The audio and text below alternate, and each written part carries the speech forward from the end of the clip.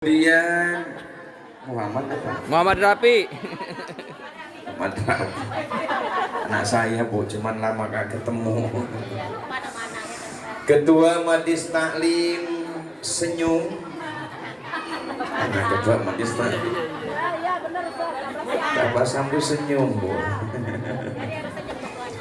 Kemudian tokoh masyarakat, tokoh agama, Bapak Ketua RW dan RT, Ibu Bapak Saudara hadirin yang berbahagia. Saya doakan yang hadir panjang umurnya, Amin. murah rizkinya, rumah tangganya mawadah warohmah. Yang belum punya suami dan istri semoga cepat dapat jodohnya. Kenceng banget yang ada jelas. Ibu yang sudah punya suami jangan amin lagi bu. Bapak yang sudah punya istri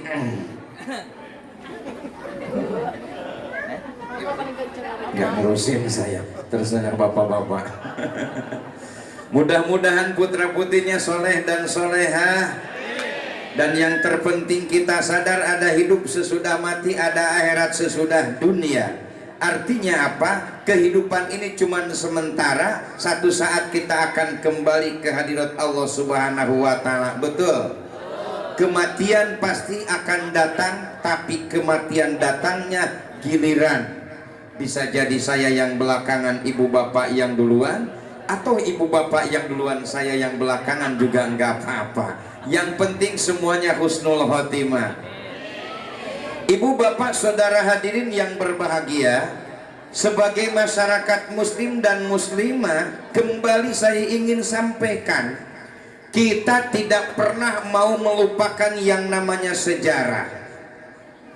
Jangankan sejarah Islam, sejarah nasional kita peringati. Baru-baru kemarin 17 Agustus, Hari Kemerdekaan Republik Indonesia, kita peringati. Ibu-ibu mengadakan perlombaan, bapak-bapak mengadakan perlombaan. Artinya apa? Mengekspresikan untuk selalu mengingat terhadap sejarah. 28 Oktober, terkadang kita juga tidak pernah melupakan yang namanya sejarah Hari Sumpah. Artinya apa? Kita ingat terus sejarah nasional. Bahkan 21 April, ibu-ibu juga tidak pernah melupakan yang namanya hari, walaupun kita tidak pernah mengenal yang namanya Hari Kartono. Kartini ada, Kartono enggak ada.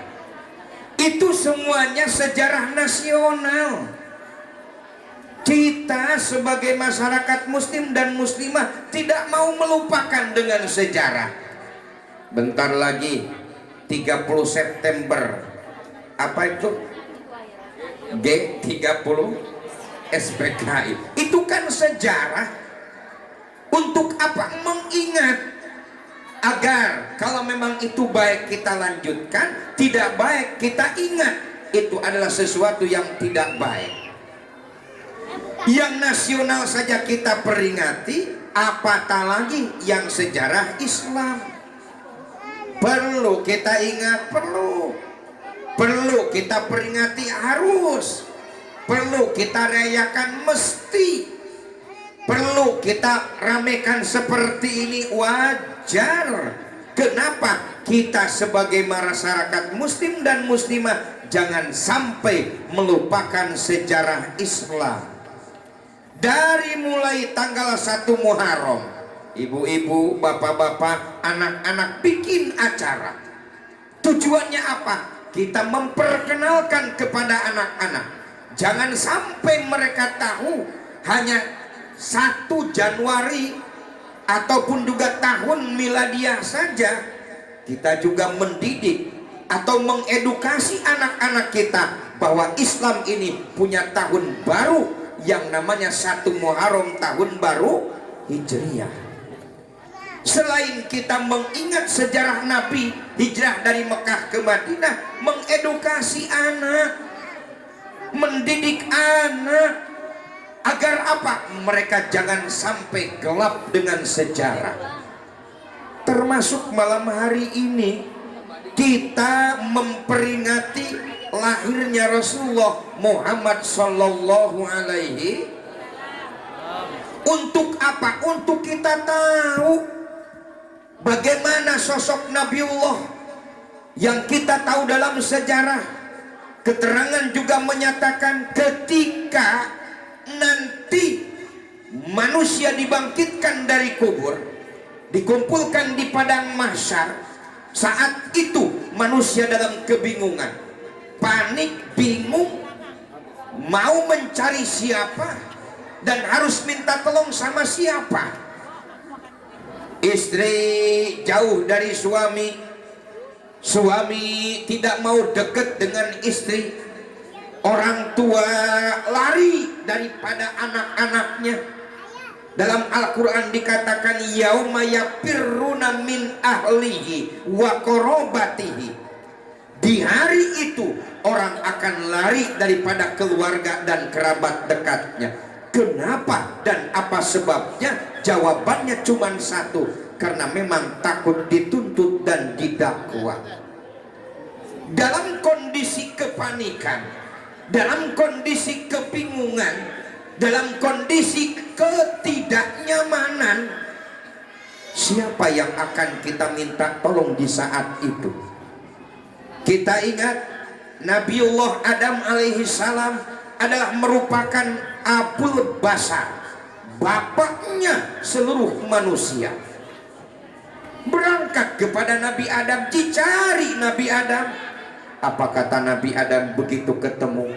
Nabi Adam kata umatnya, saya ini umatmu, saya ini adalah keturunanmu. Sekarang kondisinya seperti ini, coba tolong berikan perlindungan, berikan pertolongan kami. Kata Nabi Adam, apa jawabnya?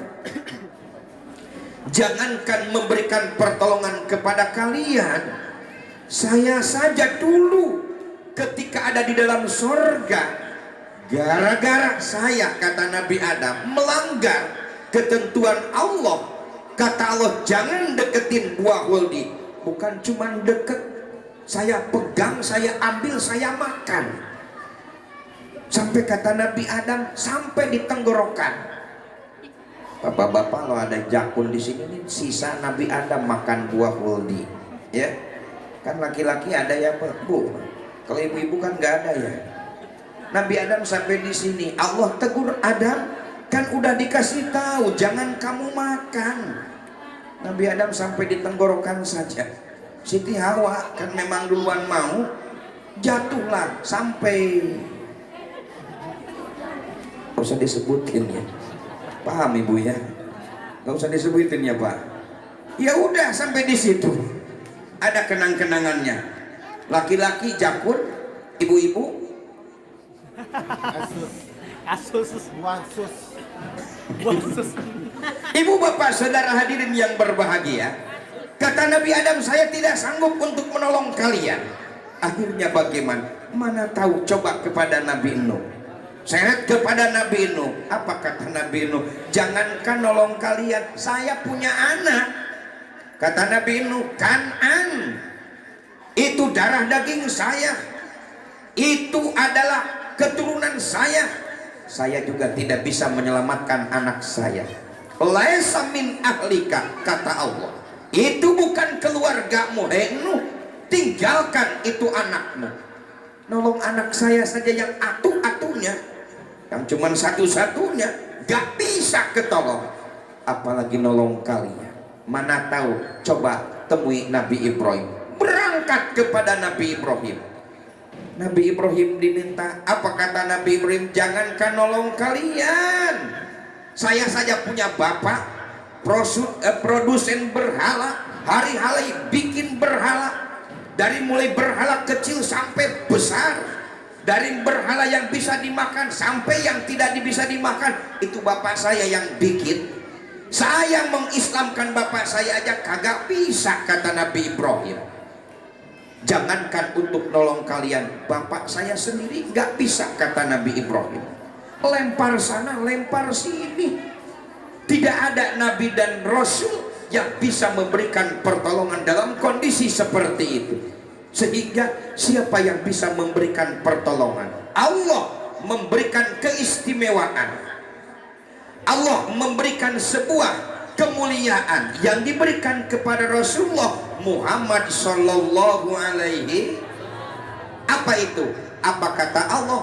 Allah memberikan keistimewaan, memberikan sebuah kewenangan, memberikan sebuah keistimewaan mengenai melalui syafaatul udma, pertolongan yang sangat besar, tidak ada lain diberikan kepada Nabiullah Muhammad Sallallahu Alaihi Wasallam.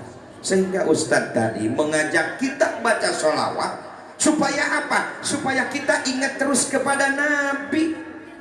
Karena Nabi mengatakan barang siapa yang membaca sholawat 1 kali, Allah akan balas 10 kebaikan.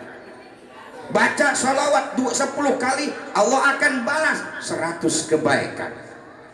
Membaca sholawat 40 kali di malam Jumat atau hari Jumat, maka kebutuhannya tidak akan Allah tolak. 100 kali dibaca itu sholawat, bukan cuma dapat syafaat, kata Nabi, dunianya kebutuhannya akan Allah berikan. Berapa kebutuhan dunia? 30 kebutuhan dunia Allah akan berikan kepada orang yang membaca sholawat sampai 100 kali. 70-nya nanti di alam akhirat akan Allah berikan. Dengan membaca sholawat yang tadi diajak oleh Ustaz Ananda kami, itu artinya apa? Inilah yang akan bisa memberikan syafaat kepada kita kelak di alam akhirat nanti. Sehingga maaf saja ibu-ibu pengajian senyum, pengajian senyum, betul benar. Tabasam itu kan senyum, Bu. Percis. Ketuanya juga senyum terus, tebar pesona. Calon anggota DPRD ya, Bu ya. Ibu bapak saudara hadirin yang berbahagia, Nabi yang akan memberikan syafaat. Sehingga kalau malam hari ini kita semuanya memperingati Maulid Nabi ini, tidak ada lain adalah agar kita semakin cinta kepada Nabi, amin. Semakin rindu kepada Nabi, amin. Semakin mengharapkan syafaat Nabi, amin. Dan kita termasuk orang yang akan diberikan syafaat oleh Nabi. Pernah satu ketika Rasulullah mengatakan, hei para sahabatku, aku sangat rindu kepada saudara-saudaraku. Sahabat bertanya, ya Rasulullah, apakah kami yang ada di hadapanmu ini bukankah saudaramu? Bukan, kata Rasul. Jadi siapa kami? Kalian adalah sahabatku.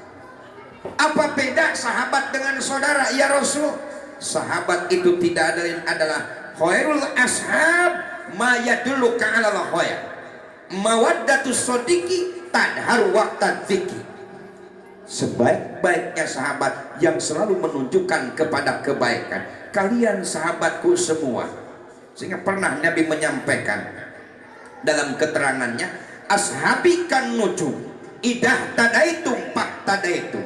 Sahabatku seperti bintang, apabila memberikan petunjuk maka ikutinlah petunjuknya. Sehingga para sahabat Nabi dari mulai Abu Bakar, Umar, Utsman, Ali punya keterangan, punya pendapat, punya temuan dari apa yang dilakukan oleh Rasul, dan itu akan menjadi khobar bahasanya.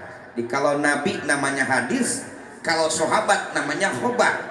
Artinya apa? Apa yang dilihat oleh para sahabat itulah yang menjadi khobar. Khobar itu dari para sahabat, sedangkan hadis dari Nabi sendiri. Sehingga Nabi mengatakan, ashabi kan nujum idah tadaitum pak tadaitum. Sahabatku seperti bintang, apabila memberikan petunjuk ikutin petunjuknya. Sehingga kata Nabi, kalian sahabatku. Sahabat bagaimana? Khairul ashab mayadulluka 'alal khair. Mawaddatus sadiqi tadhar waqtad dzikri. Kecintaan seorang sahabat, kata Nabi, bukan dikala dia banyak uang, bukan dia dikala waktu sukses. Sahabat itu bukan dia dikala waktu waktu berhasil, tapi sahabat berhasil dia dekat, sukses dia dekat, tidak sukses pun juga dekat. Dalam keadaan sulit dia hadapi, seorang sahabat pasti akan tetap dekat dengan orang yang menjadi sahabatnya. Itulah contoh para sahabat Nabi. Nabi diganggu, sahabat yang paling depan. Nabi dicaci maki, sahabat yang pasang badan. Nabi diganggu, sahabat yang jadi bentengnya. Kenapa? Itulah kata Nabi, mawaddatus sadiqi tadharu waqtan dziki. Kecintaan seorang sahabat, teman dekat, dikala kita menghadapi kesulitan, dia yang paling duluan mengatakan, saya ikut berduka cita, saya ikut prihatin, saya ikut sedih dengan apa yang menimpa kepada kamu. Tidak, seorang sahabat itu dikala temannya, sahabatnya menghadapi kesulitan, dia malah tepuk tangan. Itu bukan sahabat, kata Nabi. Sahabat bertanya lagi, bagaimana dengan saudara ya Rasulullah? Saudara itu orang yang tidak pernah dengar suara saya, tidak pernah ketemu dengan saya, tidak pernah memandang wajah saya, tetapi mereka beriman kepada saya, kata Nabi. Itulah saudaraku. Mereka tidak dengar suara saya karena memang jauh. 14 abad yang lalu Rasulullah sudah meninggalkan kita. Tapi ibu bapak, jamaah bandara Mas cinta kepada Rasul, rindu kepada Nabi, dibuktikan dengan apa? Dalam malam hari ini mengadakan peringatan Maulid Nabi. Itu tandanya kita cinta kepada Nabi, kita rindu kepada Rasul. Tidak ketemu iya, tidak berpapasan dengan Nabi memang, tidak mendengar suara Rasul pasti, tapi kita beriman kepada Rasul. Sehingga dari peringatan Maulid Nabi ini, dua hal yang menjadi catatan penting bagi kita. Apanya itu? Meneladaninya, mencontohnya, menirunya, mengikutinya. Apa yang harus diikuti? Akhlaknya. Ada dua akhlak yang harus diikuti, yang dilakukan oleh Nabi. Yang pertama, akhlak kepada Allah harus ditiru. Apa akhlak kepada Allah itu? Yang pertama, akhlak kepada Allah itu tidak ada lain adalah la tusyrik billah. Jangan sekali-kali menyekutukan Allah. Ini akhlak kepada Allah. Tidak boleh Allah disamakan dengan ini dan juga itu. Tidak boleh Allah diduakan, dan tidak boleh ada yang seperti Allah. Ini akhlak kepada Allah. Yang kedua, akhlak kepada Allah itu tidak ada lain adalah selain jangan menyekutukan Allah, yang keduanya tunduk dan patuh terhadap perintah Allah. Melalui Maulid Nabi pada malam hari ini, tentu kita bukan cuman secara real melihat sosok, karakter, kepribadian, akhlak Nabi, tetapi dalam lainnya juga kita juga harus punya akhlak kepada Allah. Apa itu? Dalam segi ibadah. 23 tahun Nabi menyampaikan tauhid kepada para sahabat. Belum ada perintah sholat, apalagi yang namanya memerintahkan zakat. Jauh untuk melaksanakan ibadah puasa, apalagi untuk memerintahkan ibadah haji. Tapi 23 tahun yang Nabi sampaikan kepada para sahabat dan umat di waktu itu hanya satu. Apa itu? Mentauhidkan diri kepada Allah. Awal wajibin alal insani ma'rifatun ilahi bistiqoni.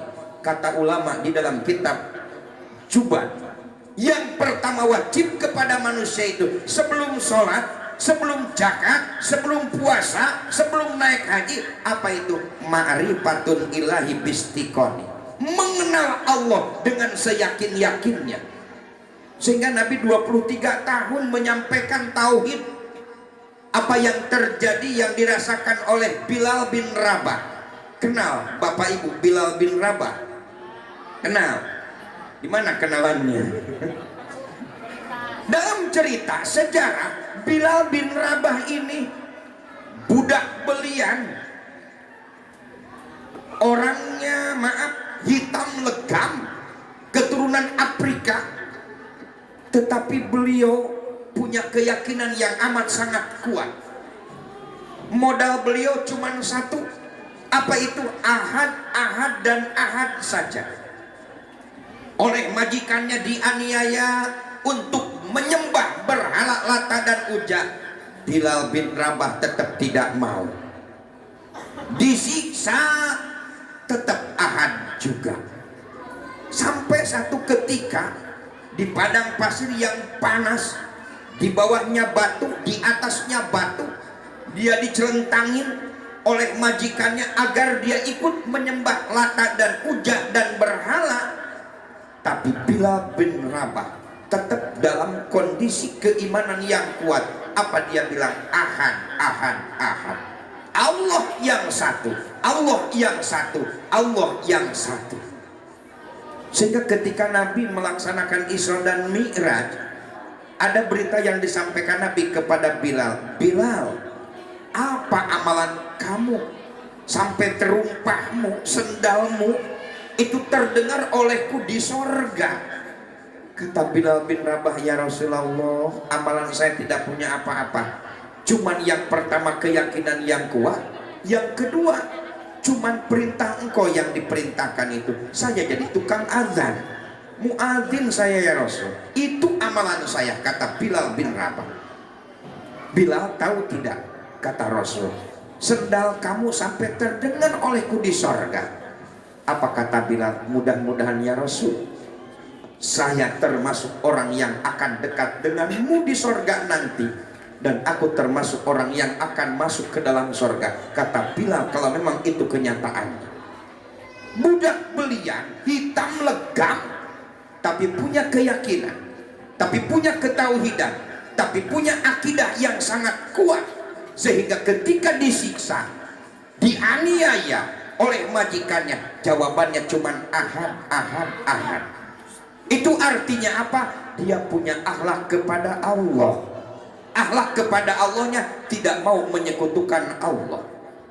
Dalam konteks ibadahnya tentu juga harus dirapihkan. Akhlak kepada Allah itu tidak ada lain adalah menjalankan perintah Allah. Salah satunya ibadah mahdoh. Contoh sholat, itu ibadah mahdoh.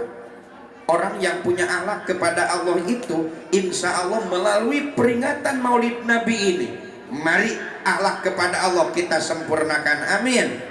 Bagaimana caranya? Jangan terlalu banyak yang mungkin barangkali kita kerjakan, walaupun hanya itu yang bisa mampu kita lakukan, itu saja. Apa itu? Nanti begitu bangkit manusia dari kubur, kata ulama, itu muka beda-beda. Ada sekelompok manusia yang mukanya percis kayak matahari. Malaikat yang melihat bingung melihatnya. Kenapa mukanya cerah, terang, percis kayak matahari? Nanya kepada Allah. Ya Allah, kata malaikat, ada apa? Ini kelompok manusia muka percis kayak matahari. Apa sih amalannya ya Allah? Kata Allah, itu amalan orangnya, umatnya Muhammad. Amalannya apa ya Allah? Amalannya tidak ada lain adalah azan belum berkumandang, dia sudah punya wudhu dan dia sudah nongkrong di atas sajadah, sudah masuk masjid. Oh begitu, kata malaikat. Jadi orang yang sebelum azan saja sudah ada di masjid, sudah punya wudhu, insya Allah bangkit dari kubur, yakin muka percis kayak matahari. Ada di sini orangnya. Ada nggak kira-kira Bu? Yang seperti itu ada nggak? Ada. Yang ada muadzin katanya. Yang kedua, kelompok datang lagi, muka percis kayak bulan purnama.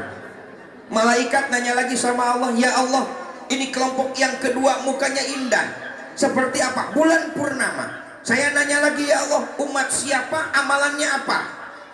Allah menjawab, ini masih umat Muhammad. Ini termasuk orang yang kampungnya ada tempat tinggalnya di Bandara Mas. Amin. Apa amalannya ya Allah? Adzan berkumandang, dia tinggalkan pekerjaannya, dia ambil air wudhu dan langsung melaksanakan sholat. Amin.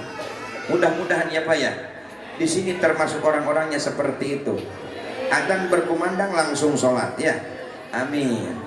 Kalaupun juga agak susah, saya pernah ditanya sama ibu-ibu pengajian, bagaimana kalau susah untuk melaksanakannya? Gampang, ada doa yang mustajab. Bagaimana doanya? Pendek kalimatnya, Allahumma paksain.